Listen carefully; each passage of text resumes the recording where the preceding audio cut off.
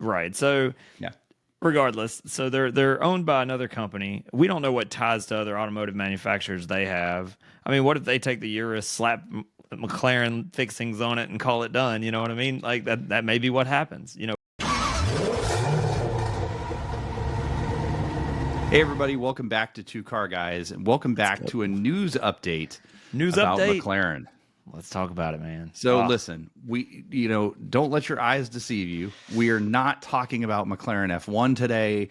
Nope. We are actually just big time McLaren fans, and we want to talk about the brand. And what they're bringing to the market. Well, what they're talking, the rumors are talking about what they're going to bring to the market, and why we think it might not be a great idea. It's a bad idea. I think it might not be a great idea. It's a bad idea. So, first of all, thank you guys for tuning in. Thank you for watching. Make sure that you are subscribing and hitting the bell and sharing this with your friends. Again, every week we have news updates on cars. We talk about cars, and we were going to be going to some car events, so we'll have live stuff for that.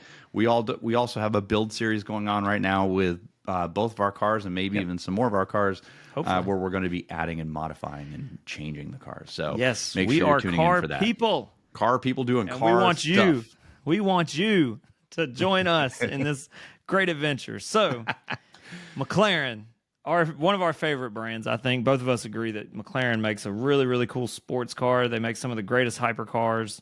I think they make one of the most. Their car has the most presence. Presence, if you will, of any car on the marketplace today. You don't get those doors anywhere else. You don't get, top firing exhaust with flames coming out the back anywhere else. You don't get that raw carbon fiber monocoque chassis any other place. And I mean, when you look at Porsche. Porsche is an amazing car. Yep. But it's got all the creature comforts, right? It's got buttons all over the steering wheel and cruise control and this and that and whatever. Yes. McLaren has no buttons on the steering wheel. Nope. You're lucky to get power windows in the thing. It's basically just a race car on the road, and it's awesome. It's awesome. But let me ask you, I mean, when I think about new McLarens, I want supercars, hypercars. That's what I'm looking for from McLaren. But when we talk about Lamborghini or Ferrari or any of the top three, right, they are also trying to come up with this same thing that I think is a bad idea. Well, they already have it. So we'll cut the suspense. The rumor is that McLaren is going to drop an SUV. Yep. And there's all kinds of ideas of what it's going to look like and kind of how it's going to hit the marketplace. But to be fair, if you look at what they're seeing as their competitors, the Urus does really well in the marketplace. The Ferrari's got the new Parasangue. That is, I don't know if it's doing well. It's a $600,000 car, but it's the only way you can get a V12 outside of the 12 cylinder. Right. But, Aston Martin brought out the DBX 707. And they've all been very successful with these. Even Porsche, the Turbo S Cayenne. All these are great options. Now, I will tell you. Now, here we are. Porsche with the Cayenne and the Macan. Yeah. Even Aston. I'm going to go so far as to say Aston. The DBX. Yeah. Aston with the DBX. And the reason why I say that, let me back up my reasoning real quick. Okay.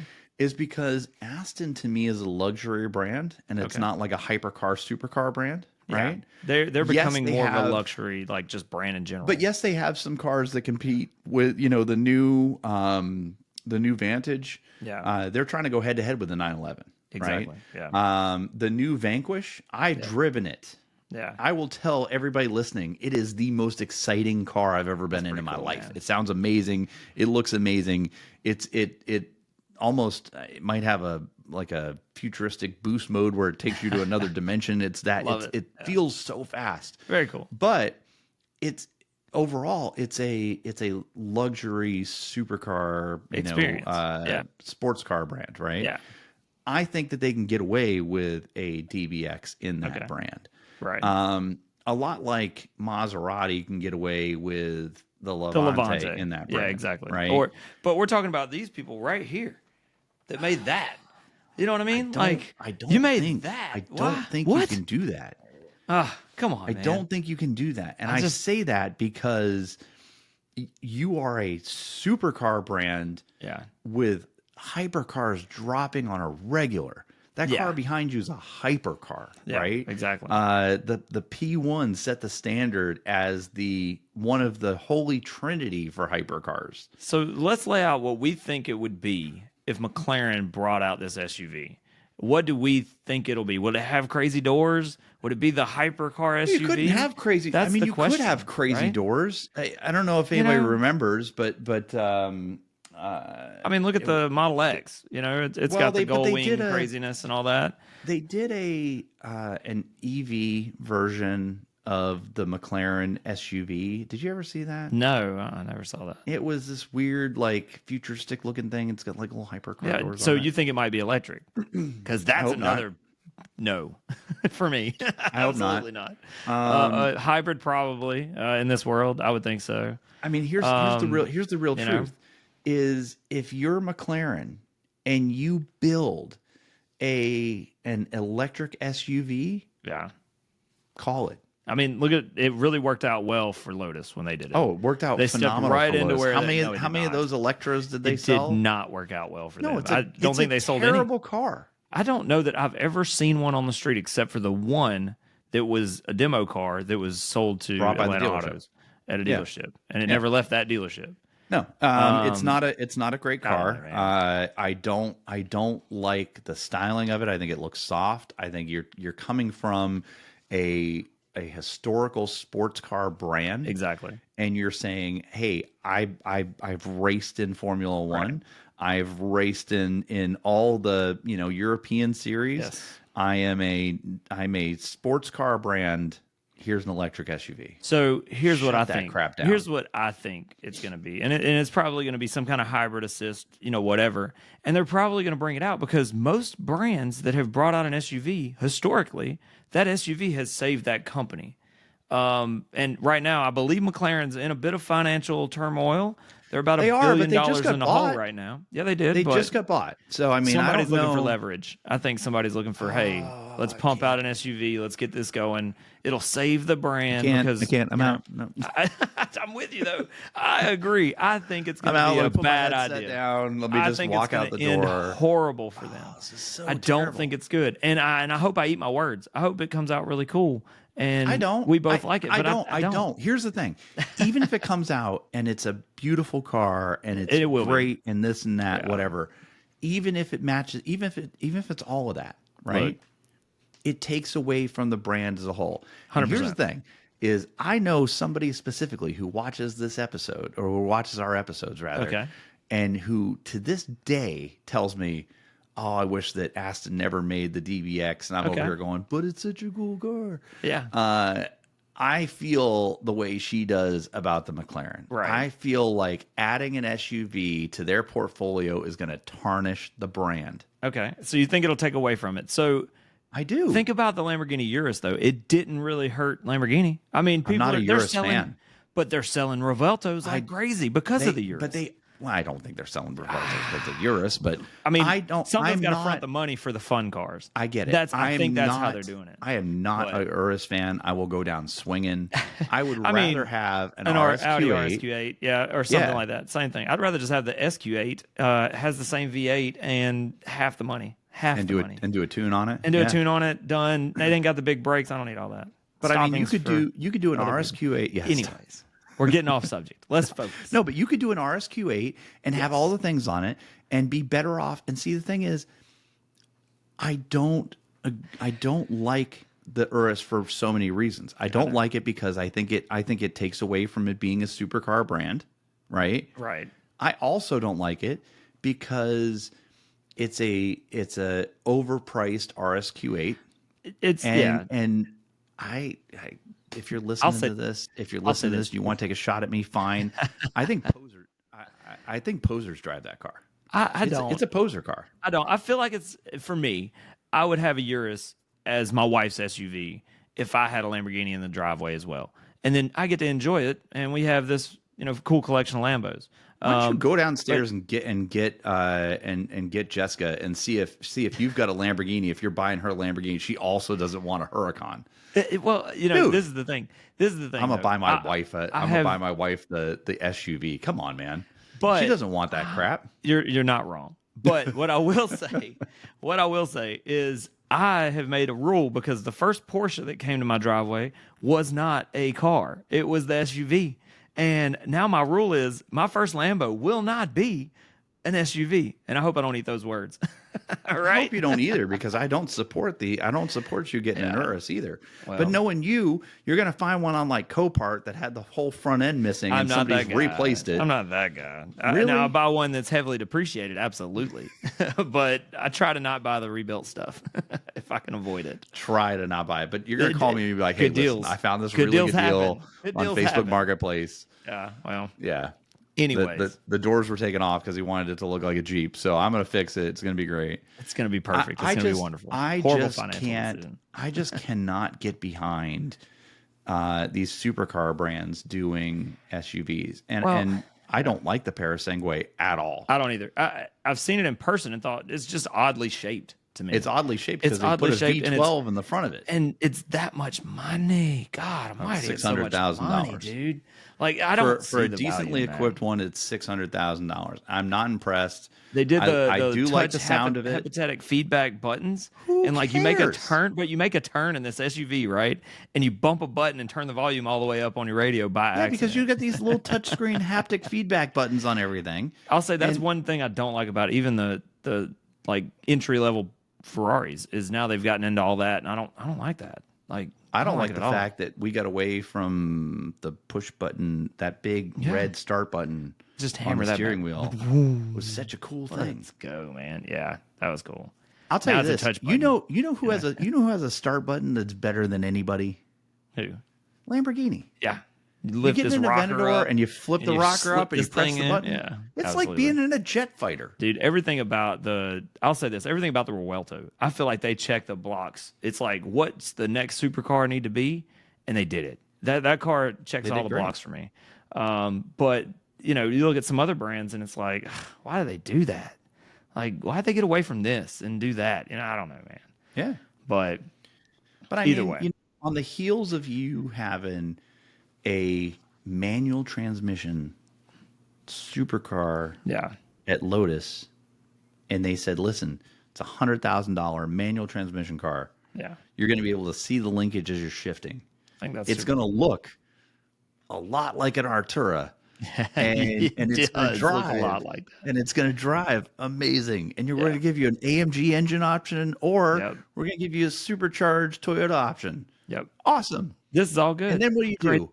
By the way, there's an electric SUV out. We started this SUV over here, and and they also marketed the Amira as a the last of the engine cars from Lotus. They went away from that, didn't they? They're doing all they can to stuff an engine into that electric SUV, and all of these companies though they're like, dude, it didn't work out. None of them that went full electric. No, it didn't work out because they can't. Nobody is sitting down with these people and doing a reality check. Yeah. The fact is that whether you're a electric fan or not, we could have a debate some other time about whether or not electric is even the path forward. Yeah. Right. Exactly. But the truth of the matter is, at the end of the day, sports car people, car enthusiasts, we talked about on a previous episode, sound is very important to me. Yeah. I like to hear the intake noises. I like to hear the exhaust noises. Oh my gosh. I just put a blow off valve on my Raptor. Yep. I mean, I drove the awesome. GT4 RS, and oh my goodness, the noises that thing makes on the inside of that car. Let me ask you a question. It's amazing. If you were doing 40 miles an hour in that car, with your foot on the ground, if you're doing 40 miles an hour with your foot on the ground, right? Would it matter if you were doing 40 or 100? It wouldn't matter. The sound of that car. I don't think the whole time I drove it, I don't think we really went like maybe 100, maybe 100. It was more fun just to be in like. He didn't mean 100. He meant 55. 55. We may have crossed we never crossed the speed limit. In Mexico. Never got above it. It was I was driving the car. He did drive it to Mexico for a little bit, Mexico. Anyways, but just revving that thing out from first to second to third and then back down. And it's like, may I have another? Yes, you may. May I have another? Oh, yes, sir. And you're not going to get that from any SUV. Let's pretend for a moment that McLaren puts a V8. They're probably not. If they're probably going to put a hybrid 6, the same thing that they did in the Artura. Wow. Anyways, but let's pretend that they put a V8 in there. Okay. A hybrid is not a hybrid V8. Let's just say 800 horsepower. Okay. 800 horsepower. Are you still going to get those feels being in that SUV? No, it's way too big of a vehicle. I mean, you know for a fact that SUV is going to be $300,000. It's a McLaren. It's got that little badge on it. And I'll say this: driving the X5M with the 4-liter and the turbo sounds and all that, with our intake and our exhaust and all that from Dynan, the car was fun and it was fast and it was a cool SUV because it's like this big brawny thing. Like you're driving up on people, and it was not slow. If they don't do those things in this car from McLaren, they're wrong. They're doing it all wrong. Even if they do those things, John, this is not the company to do it with. I agree. They just shouldn't. I think they shouldn't. But, the question really comes down to, I don't think because McLaren has proven in the past they don't really care about residual value. They'll come out with a special edition, and then that special edition is like, oh, this is the last one we're ever going to do. We're not going to do another. And then they'll have another special edition right behind it.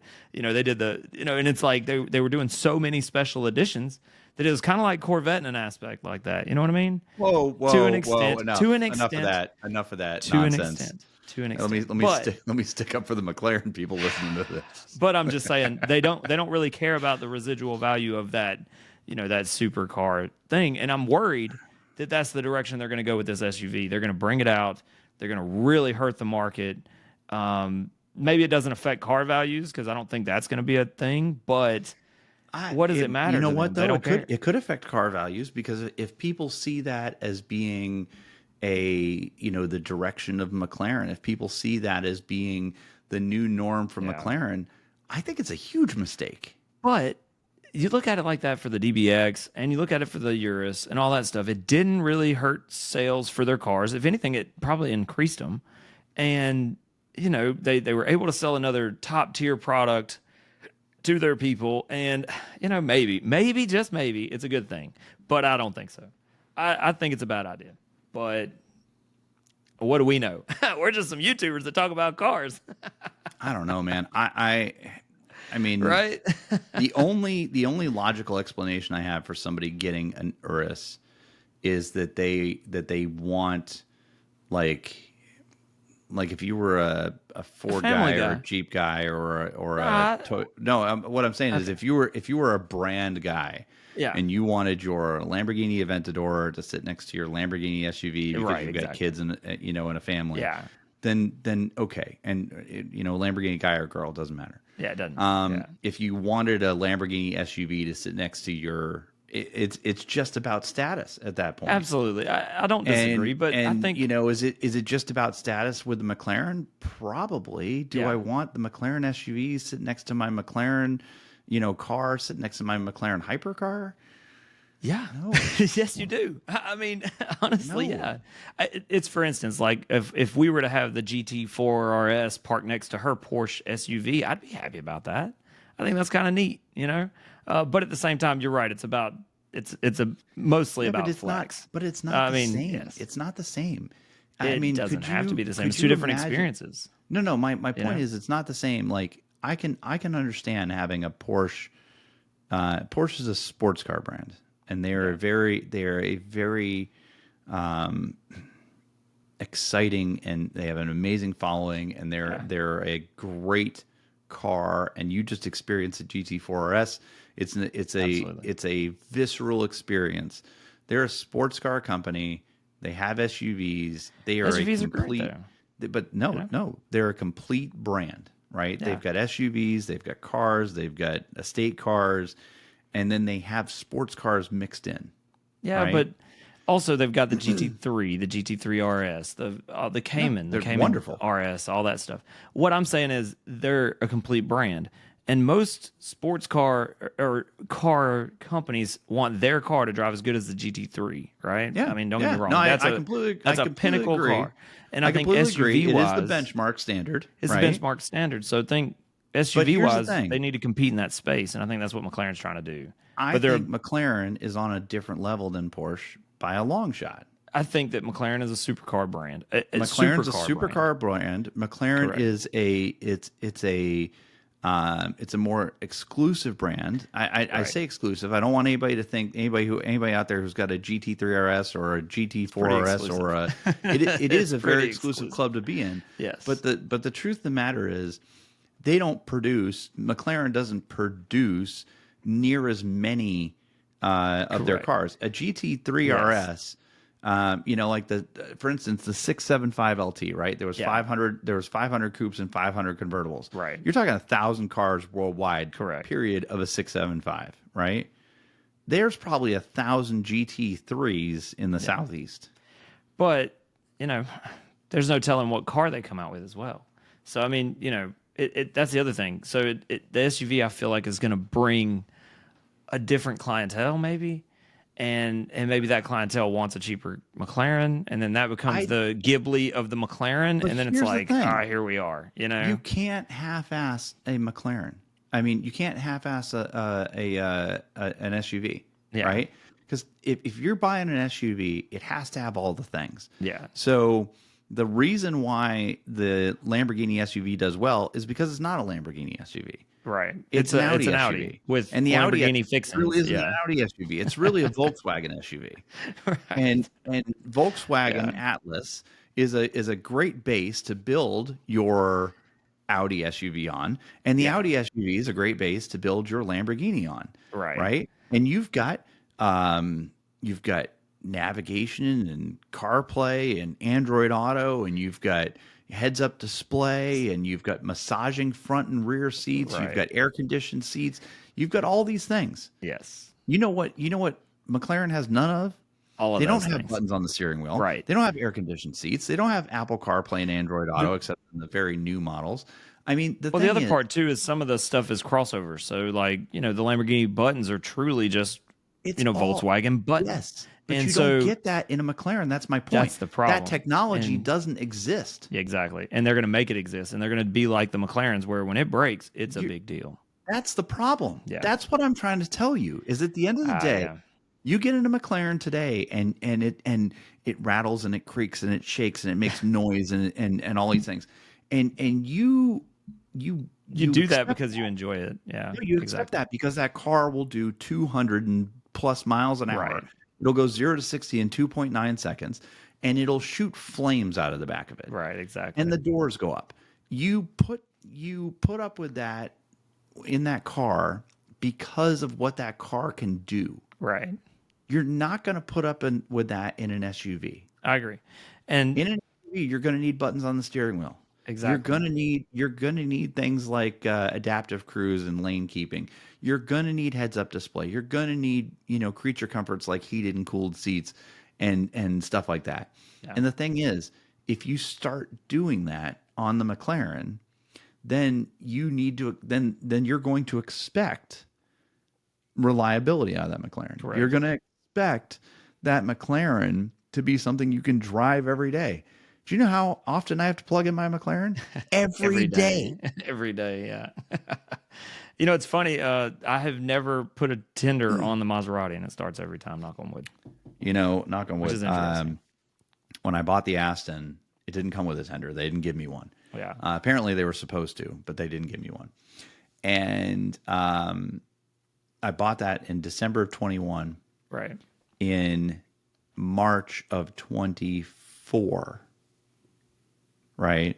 Okay. My friend got a new Aston, and hers came with a tender. Oh. And I said to them when I was there, I was like, "Hey guys, like no one ever gave me a tender for my car. Should I be using a tender?" And they were like, "Yeah, absolutely." And so I got a tender from them, and now it's on a tender whenever it's in the garage. Yeah. Which is kind of funny because for 2.5, 3 years, I plugged that car in one time, and it started up every time without Mine's fail. On a tender as well, so yeah, I get it, man. Yeah, without fail.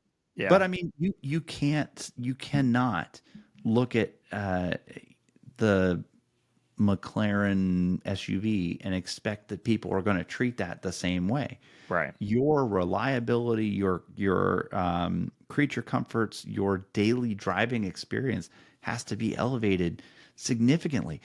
Aston already had all that stuff in their cars, and so when they made their SUV, there wasn't a big jump. You put a V8 in this SUV, you gave it 700 horsepower. That thing handles like a car on the racetrack. If you haven't seen it, we have a short of me doing 140 miles an hour with 3 other people in the car around Atlanta's racetrack. Yeah. And I mean, that you can do that. So do you think maybe we're underestimating McLaren's ability to make an SUV, or we're thinking, maybe they'll make a pretty good car, but the reliability is probably not going to be there, and it's going to be a big problem car for somebody? I think that there's going to have to be one of 2 things that are going to happen. The first thing that's going to happen is they're going to have to borrow from somebody else to make this work. Well, I think they're owned by a Chinese company. Am I incorrect on that? They're owned by a company out of Dubai now. Oh, okay, that's right. Yeah, Abu Dhabi, maybe. Yeah, right. So regardless, so they're owned by another company. We don't know what ties to other automotive manufacturers they have. I mean, what if they take the Urus, slap McLaren fixings on it, and call it done? You know what I mean? Like that may be what happens. We don't know. There may be some of that where they take an existing SUV and basically rewrap it as a McLaren. Yeah. I mean the future's wild, man. But the Jag SVR is a great candidate for that, because that's an awesome driving SUV. Absolutely. Sounds really good, and it's got a lot of British new tech in it. And well, it's from Tata, British-ish, so it's technically Indian, but it's a British car brand. Guess we'll see. But I mean that's the only way you get there. I think the only way you get there is you either borrow from another company and basically rebrand it as your car. Yeah. Which a lot of people do, don't get me wrong. Right. The Bentleys have BMW engines in them. Even the Rolls-Royce has a BMW engine in it. The Bentley has a Audi engine in it. Oh, the Bentley has an Audi engine? Okay, an Audi engine. Yeah. Yeah. Now the 4-liter is the same 4-liter. It's in everything. Same as the Porsche Turbo S. Is the same. Cayenne Turbo S. So yeah, pretty wild, man. I guess. So you've got to borrow from somebody to make that happen. The other option though is, if you're not borrowing from somebody to make that happen, the lift alone at McLaren to make this happen is going to be massive. Oh, absolutely. And they're just the dynamics of building this thing and having an assembly line. You're building a car like from the ground up. Yeah. I mean, they're hand-built British supercars. They're not, look at this. They're not an SUV manufacturer. That's a different situation. What if they make it look like that? I mean, it'd be cool. I'd like to check it out. It'd be kind of cool, but I mean, I think this one's got McLaren. Yeah, see, it's got little McLaren doors on it. There it is. That we saw the concept car, people. Tell me what you think. Could this be the concept car, right? The concept car for the McLaren SUV. What do you think they're going to name it? The Artura, what would they name this thing, man?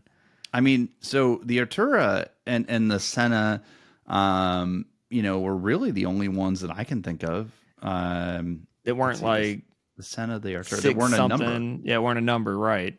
So they're getting away from 750, that. 675, 650, right? I love the number side of it, man. I always thought that was super cool. 12C, it was the mathematical. Outside of the 12C, right? Yeah. The number was the horsepower. Yeah, exactly. Yeah, 650, it was really easy to 675. tell. Yeah, it's like, that one's got 675 horsepower. Okay, cool. Right? But then you had like the P1 and the, so cool. I love its names and all that. I thought that was cool. So what do you think they do the SUV, though? Do you think they'll go back to the numbers and it'll be the 800 L1? what would it be? I don't know. I mean, it could be a numbering system from them, I think. Yeah. I mean, remember Lamborghini's first SUV was the LM00. Yeah, exactly. Yeah. So and it turned into the Cheetah, right? Wasn't that what it was called in the end? Maybe. I think so. Yeah, it was the Cheetah or something like that. So who knows? But I'd be interested to see what they end up coming up with as a concept for this. I mean, it would be kind of cool if you had something like this, but I mean, you're talking about like a 2-seater off-road car. What if they did a mid-engine SUV? Like, wouldn't that be just amazing? It'd be weird. It'd be weird, but you never know. Weird might be what works. I don't know. A mid-engine SUV. It'd be weird. Mid-engine with some crazy doors. You never know. Maybe. Listen, on that bombshell, I think we need to end the episode. But let us know. Do you think we're crazy? Do you think that McLaren should have an SUV to be able to compete with Ferrari, Lamborghini, and Lotus and everybody else? Do you believe that we need to keep them, kind of separate and have them in the supercar? SUVs are for, I don't know the Pagani's, lining up to make an SUV. I don't know that Koenigsegg's lining up to make an SUV. Yeah.